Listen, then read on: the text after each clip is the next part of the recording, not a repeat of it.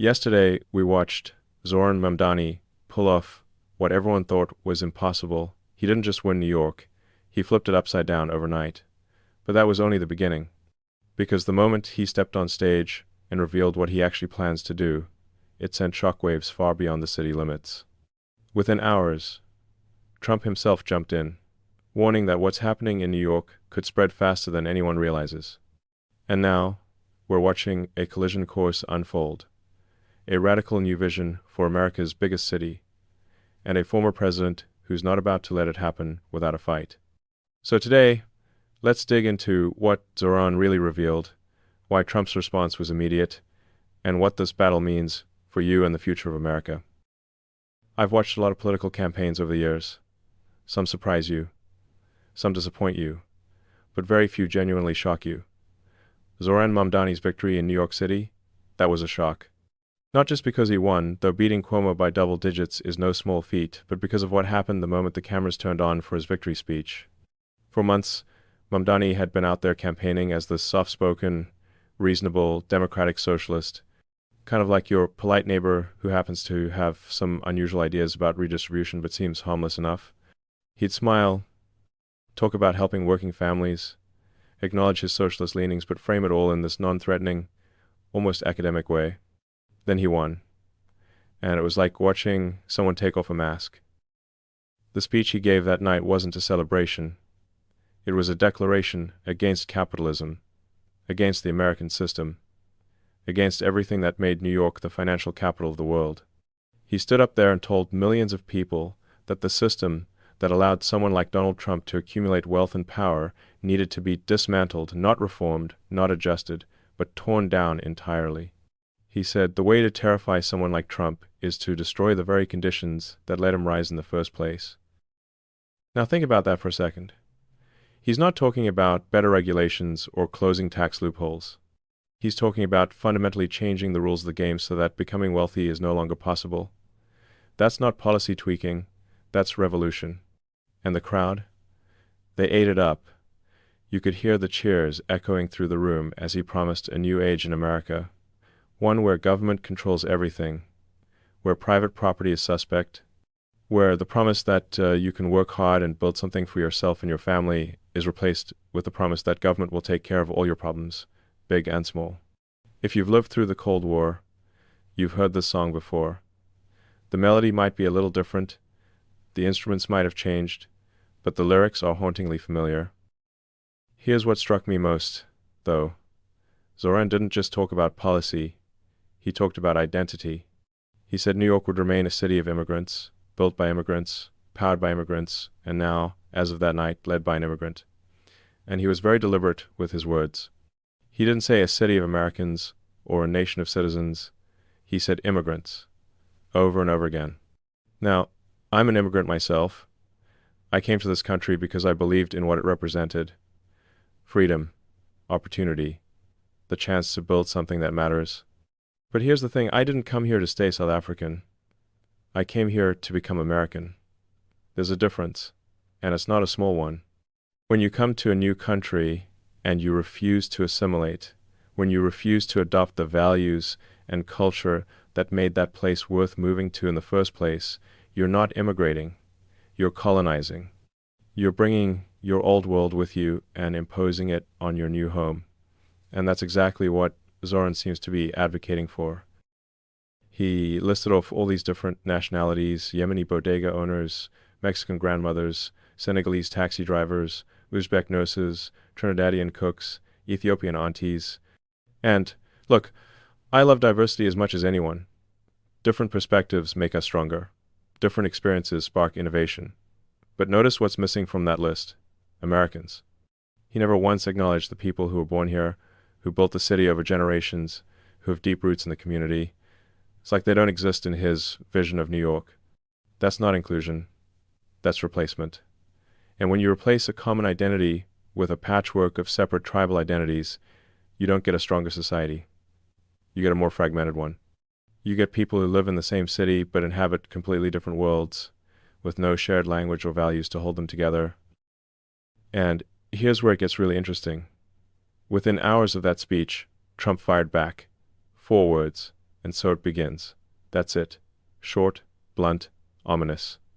And then he followed up by making it crystal clear that if Zoran tries to interfere with federal immigration enforcement, he'll have him arrested. Not as a political opponent, but as someone obstructing the law. Now, you might think that sounds extreme, but here's what Trump understands that a lot of people miss.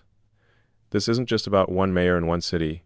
It's about whether we're going to have a country with borders and laws that mean something, or whether we're going to let local politicians nullify federal authority whenever it suits their ideology.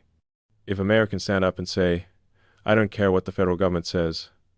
I'm not going to let them enforce immigration law in my city," what's to stop another mayor from saying, "I don't care what the federal government says. I'm not going to let them collect taxes here," or "I'm not going to recognize federal court rulings"? You see where this goes, right? You end up with chaos. You end up with a country that's a country in name only. But let's zoom out for a minute, because this story isn't just about Zoran or Trump. It's about something much bigger. It's about why someone like Zoran could win in the first place. And to understand that, we need to talk about economics. Here's the uncomfortable truth. A lot of young people are struggling. And I mean really struggling. Not in the way every generation struggles when they're starting out. I'm talking about structural problems that make the American dream feel like a cruel joke. Right now, the median age of a first-time homebuyer in America is around 40 years old. 40. When I was young, people were buying their first homes in their mid-20s. They were starting families, building equity, planting roots. Now, people are stuck renting into middle age, watching housing prices climb faster than their wages, feeling like they're on a treadmill that keeps speeding up while they're just trying not to fall off. Student loan debt has exploded. We're talking about amounts in the range of $1.5 to $2 trillion nationally, and it's not just the total that's scary, it's the default rate. Credit card delinquencies are spiking too, hitting levels we haven't seen since the financial crisis over a decade ago. People are maxing out their cards just to cover basic expenses, then falling behind on payments, then getting buried under interest rates that would make a loan shark blush. And it's not because this generation is lazy or entitled. It's because the system has fundamentally changed. Wages haven't kept pace with the cost of living. Benefits have been stripped away. Job security is a relic of the past. The social contract that said work hard, play by the rules, and you'll be able to build a decent life has been shredded. So when someone like Zoran comes along and says, "The system is rigged against you, and I'm going to tear it down and build something better," a lot of people listen. They're desperate. They're angry. They're looking for someone to blame and someone to save them. Now, here's where I think people are making a huge mistake. They're diagnosing the problem correctly, but prescribing the wrong cure. The problem isn't capitalism. The problem is that we've stopped practicing real capitalism. We've created this crony system where big corporations lobby for regulations that protect them from competition, where banks get bailed out when they make stupid bets, where the well-connected get rich while everyone else fights for scraps. Real capitalism is about competition. It's about anyone with a good idea and the willingness to work hard being able to start a business and succeed. It's about failure being a real possibility, which is what makes success meaningful. It's about government setting basic rules and then getting out of the way. What we have now, it's this weird hybrid where government picks winners and losers, where entire industries are protected from disruption, where the tax code is so complicated that only the wealthy can afford to hire lawyers to exploit it. That's not capitalism. That's something closer to feudalism. And here's the thing about the socialist solution that Zoran is selling.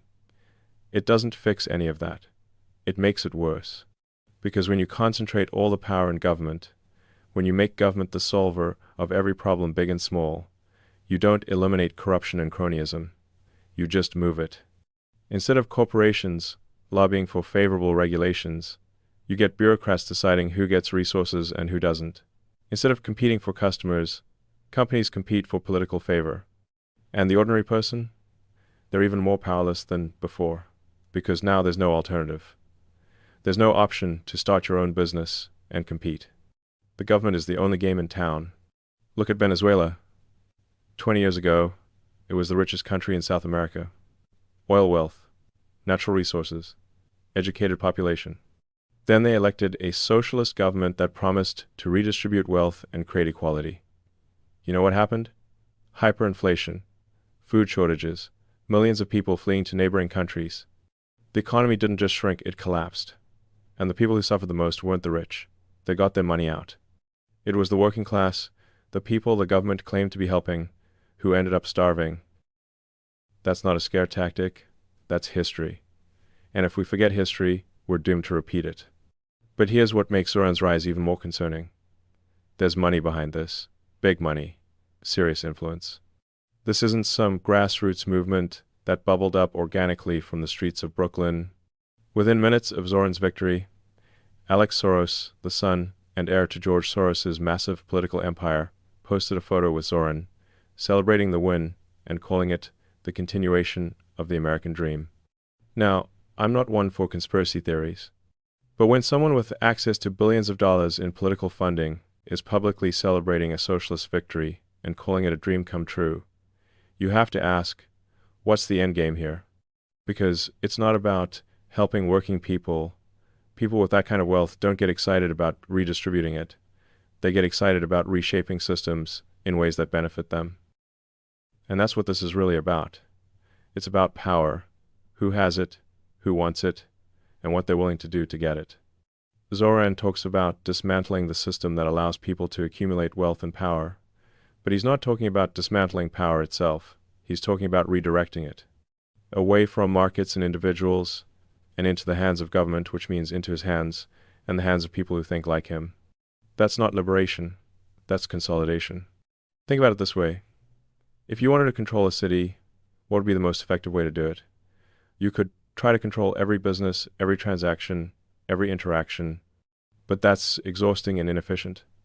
Much easier to just control the government and then use the government to control everything else. That's what centralized power looks like. And that's what Zoran is building toward. And the scariest part? A lot of people are cheering for it. Because they're hurting. Because they're desperate. Because they've been sold a story that says their suffering is someone else's fault, and if we just punish the right people and redistribute the right resources, everything will be okay. But it won't, because you can't build prosperity by tearing down the people who create it. You can't make everyone richer by making rich people poorer. Wealth isn't a pie where one person's slice means less for everyone else. Wealth is created, it grows, and it grows fastest when people are free to innovate, to take risks, to fail, and try again. When you kill that freedom, you kill growth. And when growth stops, everyone suffers. Not equally, by the way. The people at the top, the government officials, the well-connected elites, they'll be fine. It's everyone else who gets crushed. So when Zoran says there's no problem too big or too small for government to solve, what he's really saying is, trust us with everything. Give us control over every aspect of your life, and we promise we'll take care of you. But here's the question you should be asking. What happens when that government decides you're the problem? History gives us plenty of examples. In the Soviet Union, if you were too successful as a farmer, you were labeled a kulak and sent to a labor camp. In Mao's China, if you were educated or owned property, you were declared an enemy of the people during the Cultural Revolution. In Cambodia, under the Khmer Rouge, wearing glasses was enough to get you killed because it meant you might be an intellectual. I'm not saying Zoran Mamdani is planning genocide. I'm saying that when you build a system where government has unlimited power to solve unlimited problems, you create the conditions where abuse becomes inevitable, because power doesn't stay pure. It corrupts. And the people who seek that kind of power are rarely the ones you want having it. Let's think about this from a different angle. Imagine you're designing a computer system. You could create one central processor that handles everything, every calculation, every function, every decision. Sounds efficient, right? Single point of control. No confusion about who's in charge. But here's what happens. That single processor becomes a bottleneck. It can't handle the complexity of millions of simultaneous operations. It slows down. It makes errors. And when it fails, not if, but when the entire system crashes, everything stops working at once. That's why modern systems are decentralized. Distributed processing, multiple nodes making decisions independently, coordinating through protocols but not controlled by any single authority. It's messier, It's less neat and tidy, but it's resilient. When one part fails, the rest keeps working. The system adapts and survives. That's what free markets are. Distributed decision-making. Millions of people making choices about what to buy, what to sell, what to invest in, what risks to take. No central planner can possibly have enough information to make all those decisions well. But a million individuals, acting on their own knowledge and incentives, can collectively solve problems that no bureaucracy ever could. When Zoran says government should solve every problem, he's arguing for that single processor model. He's saying, trust us to know better than you what you need, what you should do, how you should live. And maybe he means well. Maybe he genuinely believes he's going to help people. But good intentions don't change the math. Centralized control fails. It always has. It always will. The question is, how much damage does it do before people realize it's not working? Now, while all this is playing out in New York, Trump is fighting his own battle over control and authority, and is happening in the Supreme Court, of all places. The issue? Whether the president has the legal authority to impose sweeping tariffs on other countries without Congress approving every single one. This might sound like boring legal stuff, but it's actually critical. Because if the court rules that Trump overstepped his authority, it doesn't just affect tariffs. It affects the entire economic strategy his administration has been pursuing. The plan to bring manufacturing back to America, to reduce dependence on China, to rebuild the industrial base that we've been hollowing out for decades. All of that relies on being able to respond quickly to economic threats without waiting for Congress to debate and negotiate for months or years. The argument from the other side is about separation of powers. Congress is supposed to control trade policy, they say. The president is overreaching. And look, I understand that concern. Checks and balances matter. Limiting executive power matters. But here's the thing. Congress has already delegated a lot of this authority to the president through laws passed decades ago. The question isn't whether the president has power, it's whether Congress can take it back easily, or whether that power, once given, is hard to reclaim. One of the justices made a fascinating point during the oral arguments. He said something like, once Congress gives power to the president, and the president signs that law giving himself more power, which of course every president will do, how does Congress ever get it back? You need a supermajority to override a veto. What president is going to voluntarily give up authority? It's a ratchet effect. Power flows in one direction. And that's a problem, whether we're talking about economic policy or social policy or anything else. Because concentrated power, even when it's used for goals you agree with, creates vulnerabilities. It creates opportunities for abuse. It makes the system fragile. The market odds right now suggest the court is leaning against Trump on this, something in the range of a 75–80% chance they rule that he exceeded his authority. If that happens, not only does Trump have to find new legal justification for his trade policies, but Treasury might have to refund hundreds of billions of dollars in tariffs already collected. That's not pocket change. That's real money that could destabilize the entire federal budget. And here's where it connects back to Zoran.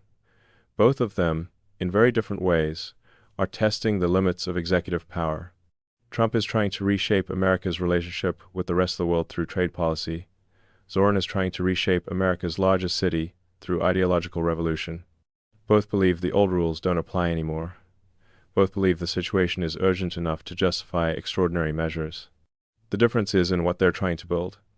Trump, whatever you think of his methods, is trying to strengthen American industry and American sovereignty. He's trying to make the country less dependent on rivals and more self-sufficient. Zoran is trying to tear down the structures that made America powerful in the first place. He's not trying to reform capitalism. He's trying to replace it. And the people of New York? They're about to find out what that replacement looks like. Because here's what happens when you elect someone who promises to dramatically raise taxes on the wealthy and on businesses. They leave. It's not a threat. It's not a negotiation tactic. It's just math. When the cost of operating in a place exceeds the benefit, you move. And the wealthy have options. They can live anywhere. They can move their businesses anywhere. They're not trapped. You know who is trapped? Working families, people with kids in local schools, people with aging parents who can't be uprooted, people with jobs that tie them to a specific location.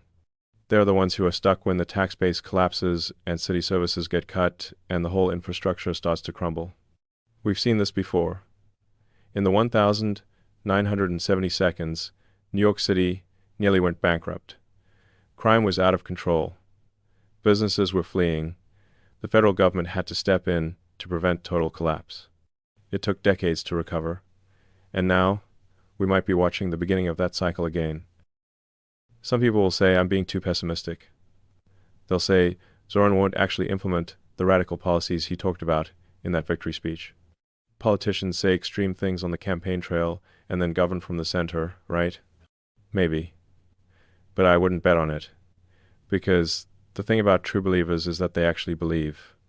They're not cynical operators saying whatever gets them elected. They have a vision, and they think that vision is righteous. They think they're on the right side of history. And that makes them dangerous, because they'll pursue their goals even when the evidence shows it's not working. Look at the exit polls from the election. Among people who were actually born in New York City, the vote was almost evenly split. Nearly half of native New Yorkers voted against Zoran. The people who knew the city best, who had the deepest roots there, who understood what made it work, they were skeptical. So who put him over the top? Recent arrivals. People who came to New York in the last few years. People who don't have a deep connection to the city's history or culture. People who see it as a blank slate for whatever vision they want to project onto it. That's the power of demographic change. When you import large numbers of people in a short time, you change the political culture. You change what's possible. You change what voters will accept. And if those new arrivals are coming from places with very different political traditions, places where strong central government and limited individual freedom are the norm, they're going to vote for politicians who promise to create that same system here. That's not xenophobia. That's not racism. That's just acknowledging reality. Culture matters. Values matter. And if you don't actively work to integrate newcomers into the existing culture, to teach them why American values of individual liberty and limited government and free enterprise are worth preserving, you'll lose that culture. It'll dissolve, and something else will take its place. Zoran understands this better than most people realize. That's why his victory speech focused so heavily on identity. He wasn't just celebrating immigrants. He was telling them, you don't need to become American. You can stay exactly who you are, keep your own cultural identity, and now you'll be running the city. This is your city now, not theirs. That's a seductive message, especially for people who might feel like outsiders, who struggle with the language or the customs or the pace of American life. It tells them they don't have to adapt. They don't have to change. They can reshape America to fit them, rather than the other way around. But here's what that message misses. America wasn't great by accident. The prosperity, the freedom, the opportunity that drew millions of immigrants here over centuries, those things emerged from specific values and specific institutions. Limited government, property rights, rule of law, free speech, religious tolerance. These aren't arbitrary choices. They're the foundation of everything that works. When you discard those foundations because you think they're tainted by the people who built them, you don't get to keep the prosperity they created. You lose that too. The whole structure comes down. So what's the path forward? How do we navigate this moment when two competing visions of America are colliding with more force than any time since maybe the 1,960 seconds? I think it starts with being honest about what's at stake. This isn't just normal political disagreement. This isn't Democrats versus Republicans arguing over tax rates or healthcare policy. This is a fundamental question about what kind of country we want to be. Do we want a country where individuals are free to succeed or fail based on their own choices, their own efforts, their own talents? Or do we want a country where government controls outcomes, redistributes resources, and promises to keep everyone safe and comfortable at the cost of their freedom? Do we want a country where anyone, regardless of where they come from, can adopt American values and become American? Or do we want a collection of tribal identities, each maintaining their own separate culture, competing for resources and political power, with no common bond holding them together? These aren't easy questions, and There's no solution that makes everyone happy. But I do know this. The American experiment, this idea that you can have a large, diverse, prosperous society built on individual liberty, is rare in human history. Most societies throughout most of history have been ruled by kings, or warlords, or tribal chiefs, or communist parties, or theocrats. The idea that ordinary people can govern themselves, that they don't need a powerful central authority telling them what to do, that free people making free choices will create better outcomes than any planned system, that idea is precious, and it's fragile. It's fragile because it requires trust. Trust that your neighbors, even when they disagree with you, are operating in good faith. Trust that the system, even when it produces outcomes you don't like, is fundamentally fair. Trust that if you work hard and play by the rules, you'll have a shot at a good life. When that trust breaks down, people look for alternatives. They look for strongmen who promise to protect them. They look for ideologues who promise to punish their enemies.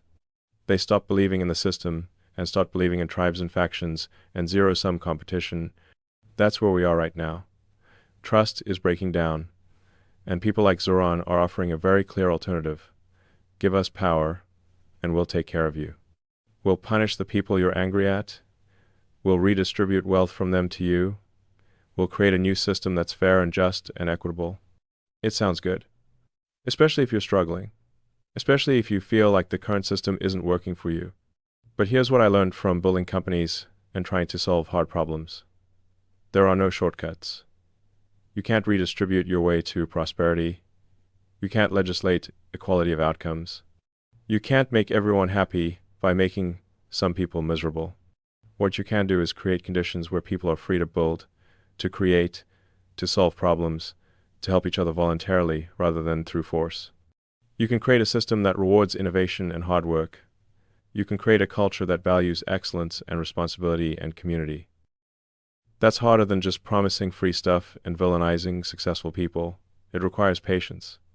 It requires believing that people are fundamentally capable of making their own choices and living with the consequences. It requires accepting that life isn't fair, but freedom gives you the best chance to improve your circumstances. Zoran's vision is easier to sell.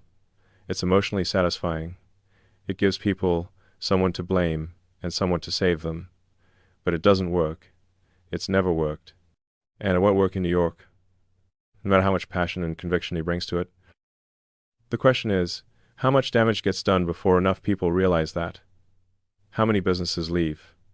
How many jobs disappear? How much does the tax base shrink before the city can't provide basic services anymore? How bad does it have to get before people admit the experiment failed? I don't know, but I do know this. We're all watching. What happens in New York over the next few months and years is going to reverberate across the country. If Zoran succeeds, if he actually manages to reshape the city along socialist lines without complete collapse, then other cities will try it.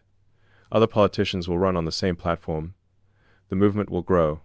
But if he fails, if New York becomes a cautionary tale, if people see in real time what happens when you tear down capitalism without having anything better to replace it with, then maybe, just maybe, we can have a real conversation about how to fix what's broken without destroying what works. So here's my advice, especially to those of you who've lived long enough to see political fashions come and go. Pay attention, watch what actually happens, not just what politicians promise. Look at the data, look at where businesses are moving, where people are moving, what's happening to crime rates and school quality and infrastructure. Don't let anyone tell you that your concerns are bigoted or that your questions are illegitimate. You've earned the right to be skeptical. You've seen enough to know that utopian promises usually lead to dystopian realities. And most importantly, don't give up on the idea that ordinary people, given freedom and opportunity, can build extraordinary things. That's the American story. That's what made this country a beacon for the world. That's worth fighting for, even when it's hard, even when it's messy, even when it seems like the forces of centralization and control are winning. Because at the end of the day, this isn't about Zoran or Trump or any individual politician. It's about whether we believe in ourselves, in our capacity to solve our own problems, to care for our own communities, to build our own futures without needing a powerful government to direct every aspect of our lives. That belief That faith in human potential and human freedom is what's really at stake. And losing that would be a far greater tragedy than any single election or any single policy failure. So let's keep paying attention. Let's keep asking hard questions. Let's keep believing that a better future is possible, not through revolutionary transformation, but through steady, patient work to make the system we have work better for more people. The choice between capitalism and control, between freedom and security, between individual responsibility and collective management, that choice is never final. Every generation has to make it again. And right now, it's our turn. If you found this breakdown helpful, make sure to like this video and subscribe to the channel so you don't miss future updates as this story continues to unfold. Share this with someone who needs to understand what's really happening in New York and what it means for the rest of the country.